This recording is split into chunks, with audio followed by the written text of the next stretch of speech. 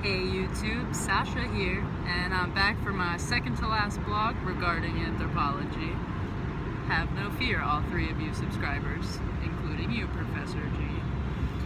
I definitely plan on coming back, maybe just with a little bit of a mix-up on the topics, maybe not so anthropology related, but who knows? Well, today I wanted to talk to you about a weird thought that I had. So this weekend comes the end of summer semester, which was, to be honest, total hell. I think I pulled 12 all-nighters in the past 4 weeks. Yeah, it was a lot.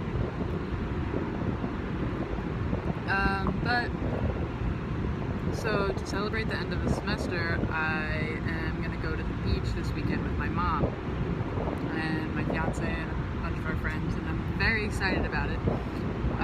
And since I'm the bartender of the group, we were talking about drinks, what drinks to bring, what drinks to make, and somebody brought up a Cosmopolitan.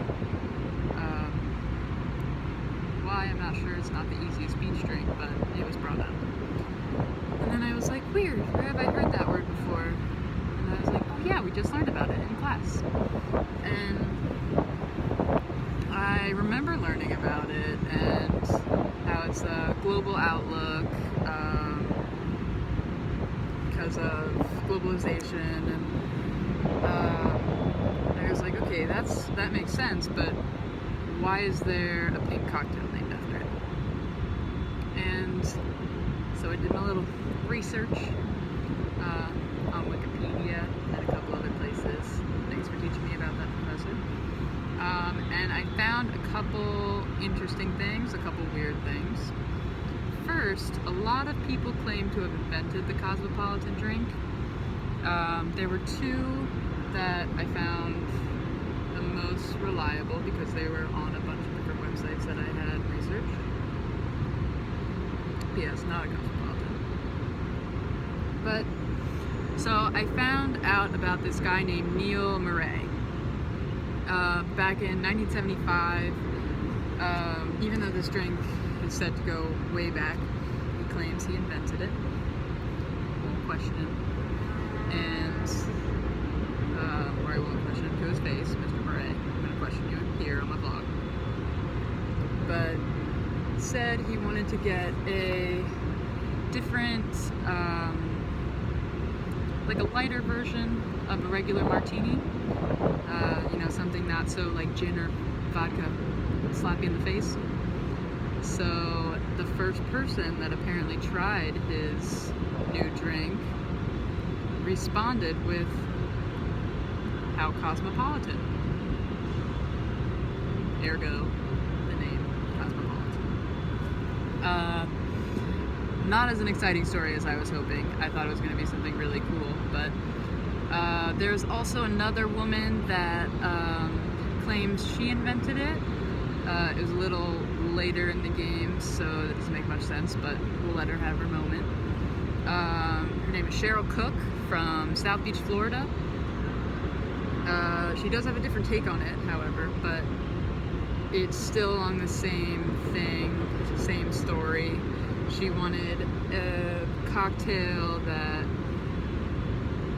looked as worldly and as classic as the martini, but just doesn't knock you off your ass like those do.